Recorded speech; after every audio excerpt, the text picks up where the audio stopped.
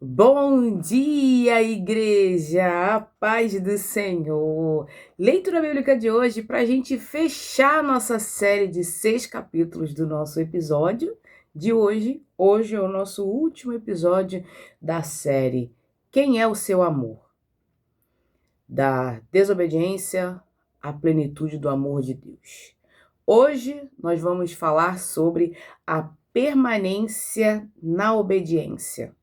A permanência quando ficamos ali, sem sair do nosso foco, sem desviar do nosso alvo, que é o nosso foco em quem realmente pode nos ajudar, pode nos defender, pode nos direcionar, que é quem? O nosso Deus. Permanecer na obediência é o caminho para a vida com Deus. Porque, na perspectiva bíblica, a obediência ela não é um pedágio, não preciso pagar, não é uma moeda de troca. Eu sou obediente, por isso eu vou para o céu. Não é uma moeda de troca que pagamos para entrar no céu, mas sim o próprio estado de conexão com a fonte da vida, que é Deus. Eu sou obediente porque eu estou conectada a Deus, não porque eu preciso ser obediente para ser aceito por Deus. Deus não age dessa forma. Essa semana eu fiquei com um grande questionamento na minha mente. Eu fiquei assim, por que Deus no Antigo Testamento, quem desceu o sarrafo no povo de Israel, porque eles cultuavam outros deuses, faziam coisas que não condiziam com o que ele tinha ordenado ao povo. E por que hoje em dia não acontece isso? Imagina, pessoas sendo fortemente castigadas porque deixou de fazer a vontade de Deus. Eu fiquei pensando nisso, fiquei pensando, e hoje o estudo ele veio para me responder. A obediência são para pessoas que estão conectadas com Deus. Pessoas que estão conectadas com Deus, elas automaticamente elas são obedientes. Não é que eu preciso ser obediente para estar com Deus, mas por estar com Deus, eu sou obediente. Caraca, Deus. Olha, muito obrigada pela sua resposta e pelo que o Senhor me mostra a cada dia. Eu sou muito grata a Deus, porque Ele me mostra na sua palavra e nos meus estudos que Ele não quer que a pessoa venha a Ele para ser um prisioneiro. Não, Ele quer que nós venhamos a Ele por livre e espontânea vontade, porque a gente quer. Deus, Ele nos dá liberdade de escolher a Ele. Ele não nos aprisiona, como muitos acham que nós crentes somos prisioneiros. Nós não somos prisioneiros, nós somos livres para escolhê-lo. E é isso, é um amor tão grande que ele nos permite escolhê-lo. Mas nossas escolhas têm consequências. Se escolhemos a ele, ele cuida de nós como um pai amoroso. Se nós não escolhemos ele, nós ficamos refém das nossas próprias escolhas. E isso, se fizermos escolhas ruins, nós vai descer lá. Não quer descer não, quer, subir de arrasta para cima direto e reto, sem curva. E é isso, minha gente. Olha, eu fiquei pensando e Deus me respondendo. Deus é tão bom comigo que ele me responde. Me responde às vezes na hora e às vezes eu tenho que fazer um estudo mais profundo para eu conseguir absorver o conhecimento. Hoje eu consegui entender. Deus não nos quer escravo. Deus nos quer como amigos. É isso. E é tão maravilhoso isso. Quando você... É como se fosse assim, explodiu algo na minha mente, o conhecimento explode na minha mente e eu me torno alguém com uma consciência diferente. E eu agradeço a Deus por isso, porque eu fiquei pensando, a semana de quarta-feira para cá, eu fiquei pensando nisso. E hoje Deus me trouxe a resposta. A obediência, ela é para pessoas que estão conectadas a Deus. Pessoas que não se conectam a Deus, à fonte, elas são desobedientes por natureza. E é isso.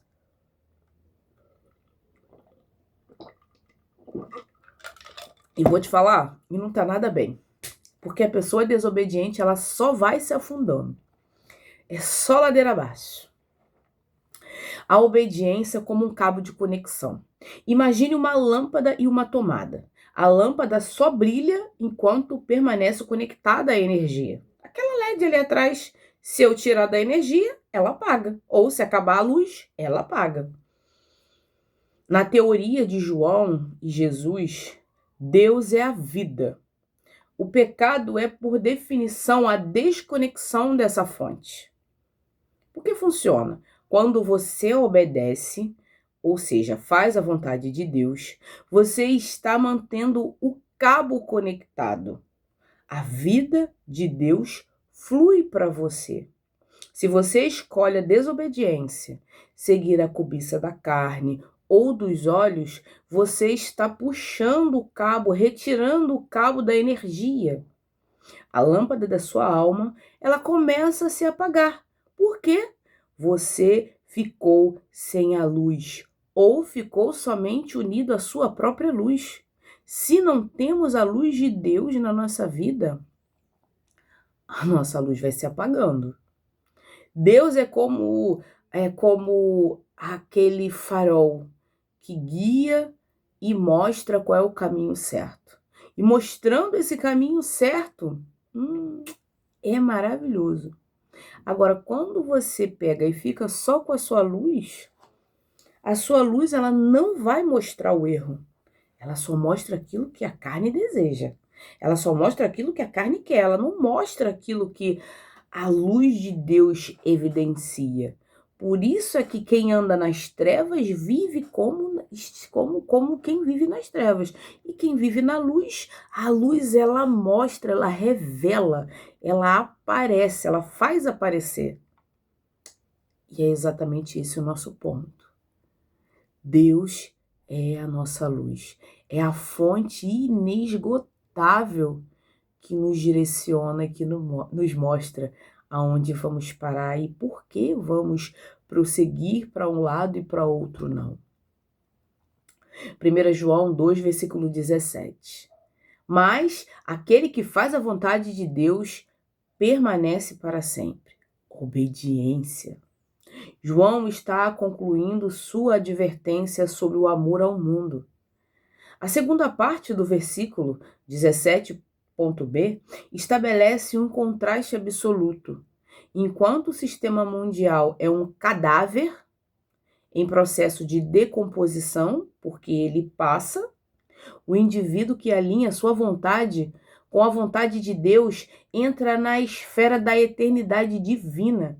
A palavra permanecer, menei, é um termo favorito de João, indicando uma habitação contínua e segura. Pare de lutar para manter as aparências ou bens que o tempo vai destruir. Invista sua energia em obedecer os mandamentos de Deus, como amar ao próximo, ser honestos, pois esses atos são criptografados com a eternidade e nunca perderão o valor. Ontem, coloquei no meu status pessoal do meu WhatsApp a seguinte frase: a dor do outro continua sendo a dor do outro, mas você pode se colocar na dor do outro. Você pode ter empatia. Você pode sentir pelo outro, ajudá-lo a sair daquela dor. Tive um problema essa semana, ao qual tive uma mocinha que estava com crise de ansiedade e eu tentando acalmá-la.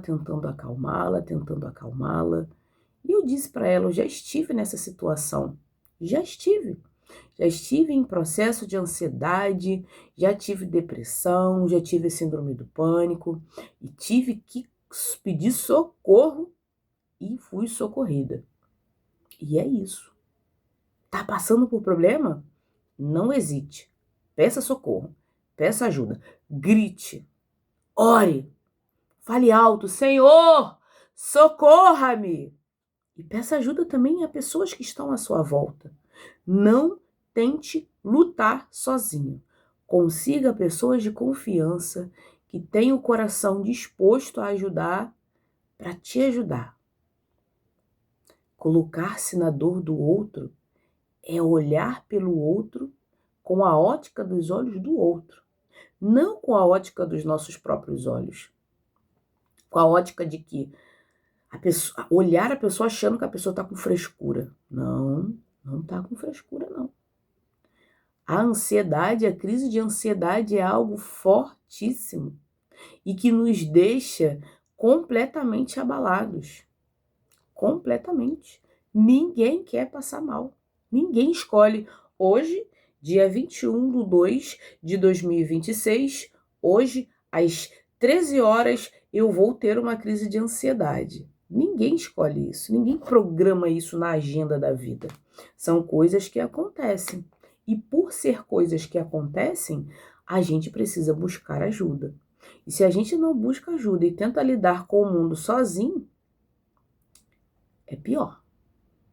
Então, se você passa por problemas de ansiedade, depressão, síndrome do pânico, busque ajuda. Não fique achando que você é doido, que você é maluco, que você é doente. Você não é. Você só está passando por uma maré um pouco mais alta. E se a gente não deitar, relaxar e boiar, a gente naufraga. Então, quando a gente busca ajuda, a gente está se mantendo firme. Ou seja, quando a gente já passou pelo problema, entende a dor do outro, fica mais fácil de ajudar. Eu tive uma postura para ajudar essa moça, que eu acredito que ela vai ficar bem. Ela foi ao médico, acredito que ela vai ficar bem, mas é muito fácil apontar a dor do outro. Nós não estamos sentindo, mas tente se colocar dentro do olho do furacão que aquela pessoa está passando. Não é fácil, mas a gente consegue. Tenta acalmar, dá um abraço, segura na mão. Eu estou aqui com você, você não está sozinho, você não está sozinha, eu estou aqui com você. E esteja pronto para ouvir, que você vai se surpreender com as palavras. João 14, versículo 15. Se vocês me amam, obedecerão os meus mandamentos. Um dos mandamentos de Cristo Jesus é amar ao próximo como a nós mesmos. E amando o próximo como a nós mesmos, muitas das vezes vamos sofrer com o próximo. Vamos sentir a dor do próximo. E devemos ouvir e obedecer aos mandamentos de Cristo. Jesus prefere essas palavras no cenário. Na noite em que seria traído, no capítulo 14, trata da despedida de Jesus e da promessa do Espírito Santo.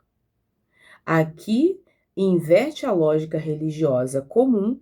A obediência não é o caminho para conquistar o amor de Deus, mas é a evidência natural de que já amamos Ele, porque quem ama Deus, quem ama Cristo Jesus, se posiciona em obediência.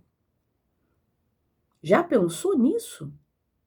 Já colocou a sua mente para funcionar e pensar nesta hipótese? Será que você está amando a Deus de tal modo que você está se tornando uma pessoa obediente a Ele? Ou será que ainda a desobediência faz parte, porque as suas escolhas, o seu jeito, as suas manias estão sendo mais valorizadas do que a vontade do nosso Deus?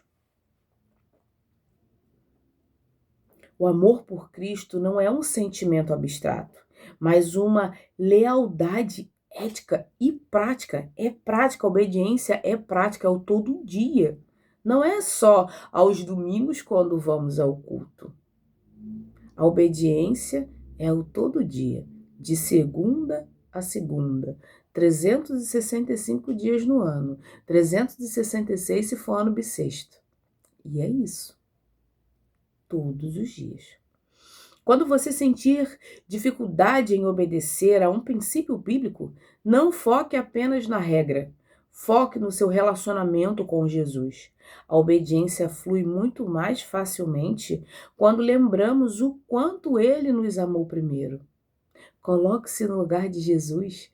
Entenda que a cruz ela tem o seu tamanho. Era para você ser crucificado por seus pecados. Era para você ser morto pelos seus pecados. E se Jesus não tivesse feito isso, nem a salvação nós teríamos. Iríamos para a cruz, seríamos mortos, sem salvação, condenados eternamente. Mas, por amor a Cristo Jesus, eu olho minhas atitudes, vejo quais são as coisas que eu preciso mudar para me moldar ao caráter de Cristo e, assim, moldada ao caráter de Cristo, viver em obediência. Porque ele é o modelo. Jesus foi obediente. Obediente até a morte e morte de cruz. Salmo 125, versículo 1. Os que confiam no Senhor são como um monte de Sião, que não se abala, mas permanece firme, permanece para sempre. Este é um cântico de romagem, cantado pelos peregrinos que subiam a Jerusalém. Ao olharem para o monte de Sião, onde ficava o templo, eles viam um símbolo de estabilidade física. O salmista usa a imagem geográfica, visual, para descrever uma realidade espiritual, um plano superior. A confiança em Deus, bitachon, transfere a estabilidade do Criador para a vida da criatura. O contexto é a proteção divina sobre o seu povo contra os ímpios. Essa parte é forte. O contexto é a proteção divina, a proteção de Deus sobre o seu povo, o povo de Deus sobre nós, o povo de Deus contra os ímpios. Vou falar uma coisa para você bem baixinho aqui, para poucas pessoas ouvirem. Jesus te protege. Deus te protege. Não precisa temer a homens, não precisa temer a locais, não precisa temer a ninguém, porque Cristo Jesus te protege e Ele te ama. E você tem um Pai que te defende, que é Deus. Então, pode o ímpio se levantar um monte, centenas, milhares de pessoas contra você.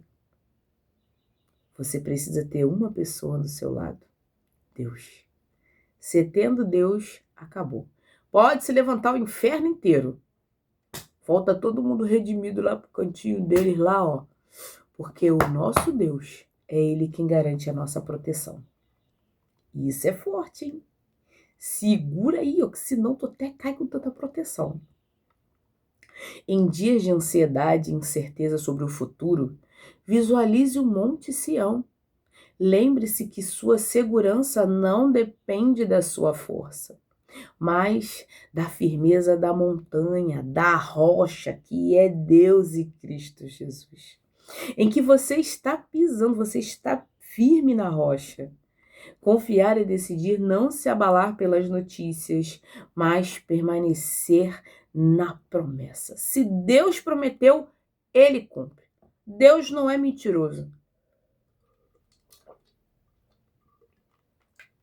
E por não ser mentiroso, Ele cuida dos seus. Mateus 27, 24. Portanto, quem ouve essas minhas palavras e as pratica é como um homem prudente, que construiu a sua casa sobre a rocha. Quando colocamos essas palavras, quem pratica essas palavras é como um homem prudente que construiu a sua casa sobre a rocha. Podem as ondas baterem, pode terremoto balançar, pode acontecer tudo, que mesmo que aconteça. Meu irmão, Você está protegido sobre a rocha, que é Cristo Jesus. Ele é quem cuida de nós. Este é o épico Sermão do Monte. Jesus termina seu ensino mais longo com uma advertência sobre a fundação da vida. O capítulo 7 ele foca no discernimento. Note que tanto o prudente quanto o tolo ouvem as mesmas palavras. A diferença está na prática. A rocha não é apenas conhecer a teologia, mas aplicar, praticar, viver.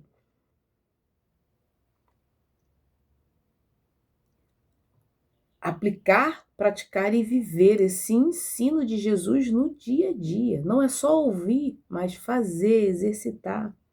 No contexto, as tempestades são inevitáveis para ambos, para os dois. A diferença é quem está sobre a rocha, quem está fundamentado e pratica as obras dessas escrituras, dessa palavra, dos ensinamentos de Jesus. A fundação é o que decide quem vai ficar em pé, se é o ímpio ou se é o filho e o servo de Jesus, aquele que aplica as suas ordens. Não seja apenas um colecionador de versículos ou um ouvinte de sermões. Escolha um único ensinamento de Jesus que estudamos hoje, como não ostentar ou não cobiçar, e coloque-o em prática amanhã. A prática é o cimento que prende a sua vida na rocha. É a obediência, a prática é o que nos liga à tomada, é o que nos faz manter acesos na vontade de Deus. É o que faz a luz de Deus habitar em nós e sermos modificados e transformados dia a dia. E isso é extraordinário. A obediência, ela como prova da realidade. Amor versus palavra. Como vimos aqui em João 14:15, a obediência é o termo do amor. Sem ela, o relacionamento com Deus seria apenas intelectual ou emocional, mas não real. O caminho. No mundo, o amor é frequentemente apenas um sentimento passageiro. Com Deus, o amor é uma aliança. Permanecer na obediência prova que a sua lealdade é mais profunda do que os seus desejos momentâneos.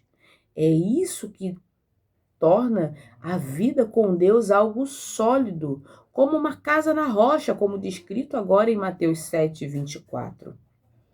A substituição, difícil essa palavra, a substituição de naturezas. A linha do nosso estudo mostra que o mundo é passageiro, transitório e corrompido. A prática, a obediência ocorre um processo de substituição. Você deixa de ser governado pela sua natureza caída, que é mortal e escrava da cobiça, e você passa a ser governado pela natureza do Espírito, que é eterno. Você permanece para sempre, porque a substância que agora governa suas decisões é eterna e vem de Deus. A proteção contra os desgastes do mundo. O mundo passa, como descrito em 1 João 2,17, porque ele se consome. A cobiça e o orgulho geram ansiedade, conflito e morte. A obediência aos mandamentos, como o perdão, a castidade, a honestidade, a generosidade, protege a sua alma desse desgaste. O caminho. Quem obedece a Deus economiza a alma do sofrimento desnecessário causado pelas consequências do pecado. Isso preserva a sua integridade espiritual para a eternidade. João é um contraste poderoso. Enquanto o mundo passa, o praticante da vontade divina adquire a qualidade da eternidade de Deus, fazer a sua vontade. Não é apenas cumprir regras, mas viver um relacionamento de amor e obediência. É uma substituição. Eu antes pecava deliberadamente, hoje eu penso antes de cometer as ações. E se aquilo for desagradar a Deus, eu já retiro da minha vida. A obediência é a prova real do amor. Qual passo pratico de obediência a Deus tem pedido a você esta semana? O que Deus tem pedido para você obedecer essa semana? Ao longo desses 6 dias, exploramos a anatomia do amor espiritual. Descobrimos que o coração humano é uma fábrica de ídolos que busca satisfação na cobiça da carne, o prazer, e na cobiça dos olhos, a posse, o poder, aquilo que eu tenho, e no orgulho de bens, status. O estudo ele também nos revelou que o conflito ele é real. Não existe neutralidade. Ou amamos ao Pai ou o sistema do mundo. Não existe como ficar em cima do muro. O mundo é um espelhismo. Tudo que ele oferece é visualmente atraente, mas intrinsecamente passageiro. A solução é o foco. A única maneira de não amar o mundo é ser preenchido por o amor maior, o amor do Pai. O resultado é a permanência. Viver para a vontade de Deus nos retira da desobediência do tempo e nos coloca na estabilidade eterna. O que você ama define quem você se tornará. Vimos ao longo desses dias juntos e percorremos um caminho completo da vida cristã. O alerta. Identificamos os inimigos, carne, olhos e ostentação. O combate. Aprendemos a não planejar o pecado e a fugir da vaidade. Perspectiva. Vimos que o mundo é passageiro e transitório, e a palavra, ela sim, ela é eterna. A vitória. Concluímos no dia de hoje que a obediência é por amor e a confiança em Deus nos torna inabaláveis. Olha só quanta coisa a obediência faz a gente ser. Permanecer na obediência é o caminho. É o caminho por quê? Porque valida a fé. Mostra que a nossa confiança é realmente no Senhor e é real, como descrito no Salmo 125:1. Garante estabilidade, constrói sobre a rocha e não sobre a areia das emoções. Reflete a eternidade, alinha o ser humano com a única vontade que nunca deixará de existir. A obediência é um gesto de quem entendeu que Deus é mais inteligente e amoroso do que os nossos próprios impulsos. E eu deixo hoje no final uma música que a gente canta em nossa congregação, que é assim, ó. Não construa sua casa na areia, não construa na beira do mar, mesmo que pareça chique, é impossível que ela fique, a tempestade a vai derrubar. A rocha é o lugar de construir, o alicerce forte que não vai cair. As tempestades vão e vêm, mas a paz de Cristo tu tens. Amém. Temos a paz de Cristo em nossas vidas. E por termos a paz de Cristo em nossas vidas, vamos ser obedientes em amor, não por obrigação ou para ter um local de exclusividade no céu, mas por entendermos o sacrifício de Cristo Jesus, o que ele fez em nosso favor. Mesmo não merecendo, ele me amou e ele me salvou. Entregue a sua vida para Cristo Jesus o quanto antes. Se você ainda não o conhece, Venha, assista os devocionais que eu te garanto que nós juntos vamos conhecer cada vez mais a Jesus e viver a Cristo Jesus todos os dias. Amém? Vamos orar? Paizinho amado e querido Deus, graças te damos por mais um dia que se chama hoje, Senhor. Pai, ao longo dessas semanas, identificamos que nossos desejos, a cobiça dos olhos, a cobiça da carne, o orgulho dos bens, são peças fundamentais que o mundo nos ordena que devemos fazer a nossa vontade, viver do nosso jeito, cobiçar a outras pessoas de formas inimagináveis e que os bens das ostentações dos bens é o que eu possuo, é o que eu valho. Para o Senhor não funciona desse jeito. E sou grata por isso, Pai. Somos gratos por isso. Somos gratos porque o seu amor, o Senhor nos enxerga antes mesmo de sermos alguma coisa e de fazermos alguma coisa. Muito obrigada, Jesus. Muito obrigada pelo teu sacrifício, por ter dado a sua vida em prol de nós, para nos salvar e nos resgatar.